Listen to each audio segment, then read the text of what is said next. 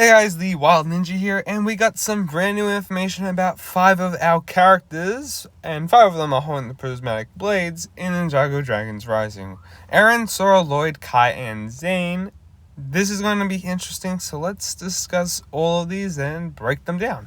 Let's start with the ninja that's on the box, Zane. So starting with Zane.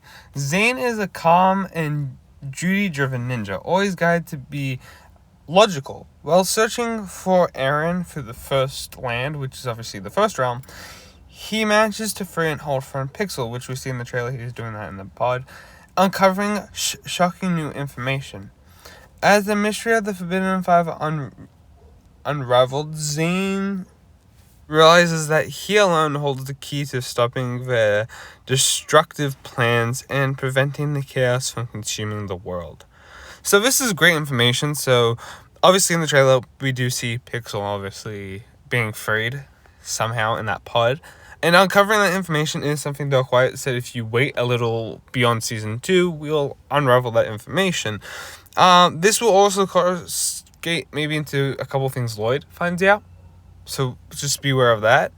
The Forbidden Five, Zane will be definitely going through many different transformations in this season. That big Hulk mech form is something that should be undertaken, and maybe that's a way that Zane will stop the Forbidden Five. But who's to say that the power of ice isn't strong enough to just freeze them? We'll have to just wait and see, I guess. But I'm very interested to see where Zane's story arc and all. I like the part where he is searching for Eren. He was the last one to actually have a full-blown conversation about the Master Wu issue, and Zane did try logical reasoning with him, and I feel like Eren was trying to get to where Zane was, and at the same time Zane was already sort of nitpicking Eren's brain, or trying to see from his point of view and the ninja's point of view. So I find that very interesting and cool. Delving into our passionate fire ninja, Kai is already to protect his friends and family. With Nia's heartbroken over Chi's disappearance, Kai takes it upon himself to help her search for Jay, while also guiding a new ninja, Wildfire, which we've obviously seen. In controlling her heat power to reach her true potential, which apparently she hasn't, and I want to do a discussion on that. Wildfire is controlling her heat power to reach true potential despite challenges. Kai remains determined, fighting to keep fighting, but new dangers lie ahead as the team faces threats that will test their bonds like never before. What could this possibly mean? Especially that last part, because I can see a lot of the stuff we've seen obviously Kai and Wildfire training. Wildfire has not unlocked the true potential. I want to save that for a separate video. Nia and Kai have had that conversation twice in part 2, where they are going to search for Jay and just hold the Jay discussion. But threats that obviously will kick down their bonds. I can see this working 3 ways. I see the ninja not more or less disagreeing on how to defeat the Forbidden Five, but I could just see a clear indication that it's like, is this just the best course, Lloyd? Are we sure this is what we want to do? Is there another way? Have we got plans just in case one does fail? Let's jump into a second one straight away. So I can sort of see that a little, but I don't see that as big. I think it's discussions about Moro and Jay. I can see the ninja definitely being divided on the Moro stance. I would probably say the ninja that did fight Moro, being Kai, Colin, Zane, would be like, Lloyd, you got freaking possessed last time. That's not what we need. But I can see, or maybe actually take Cole out of it and put Nia there. But I can see Lloyd and Cole being like, he helped free Cole. We were able to save Cole during the day of the pod, thanks to Moro.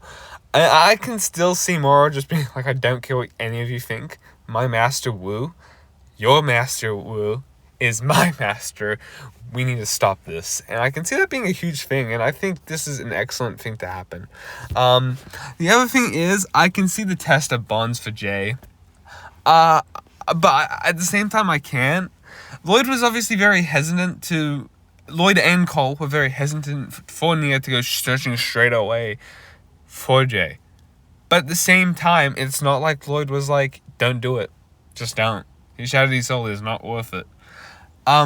It's not like that at all.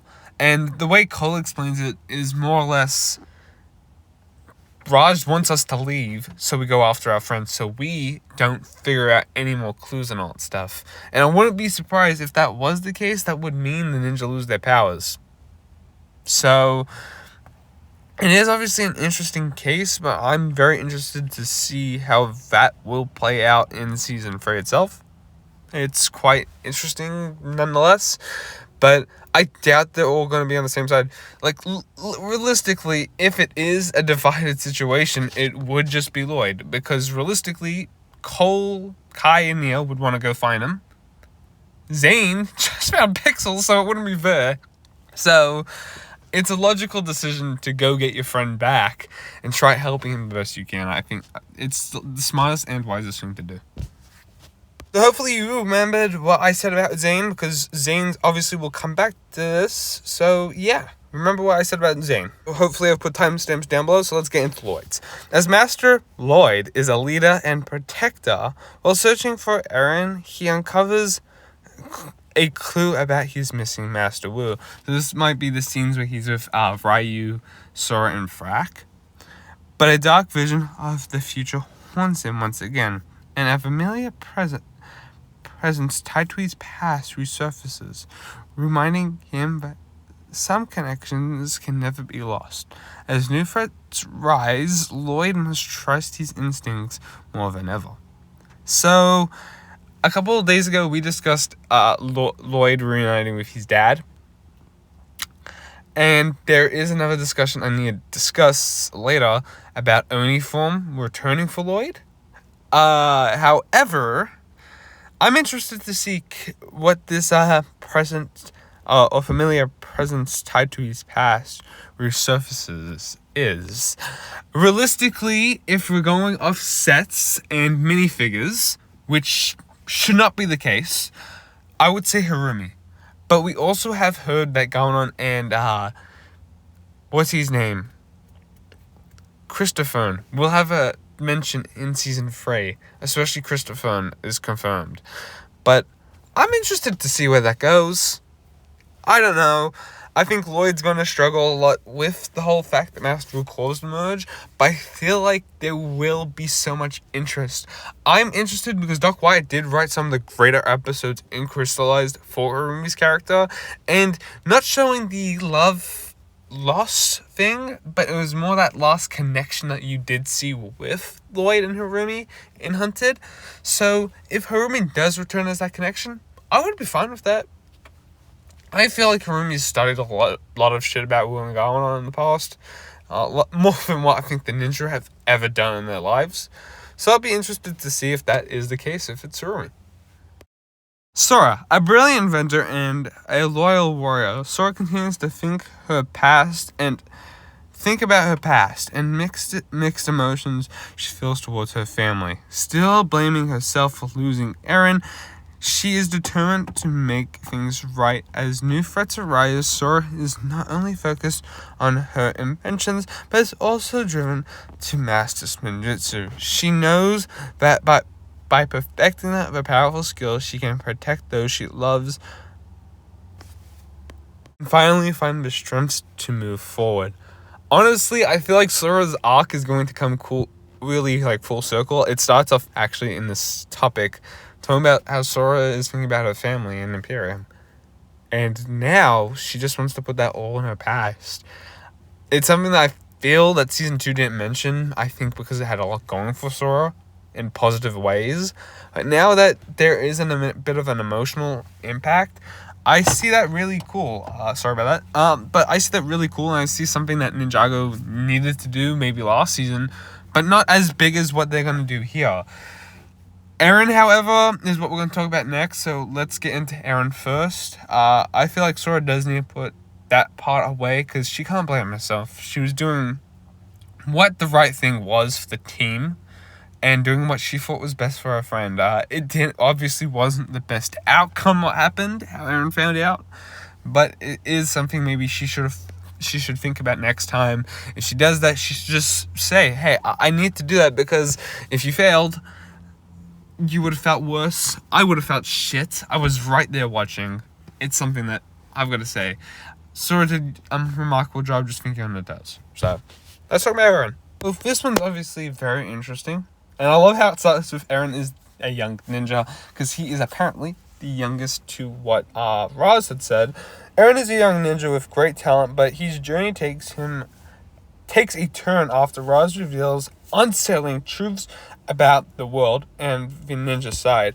Despite the techniques Roz taught him, Eren still didn't fully trust Roz.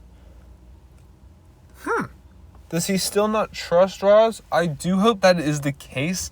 I think villain, bit of issues, right? So hopefully he still doesn't have that trust, or doesn't trust him at all.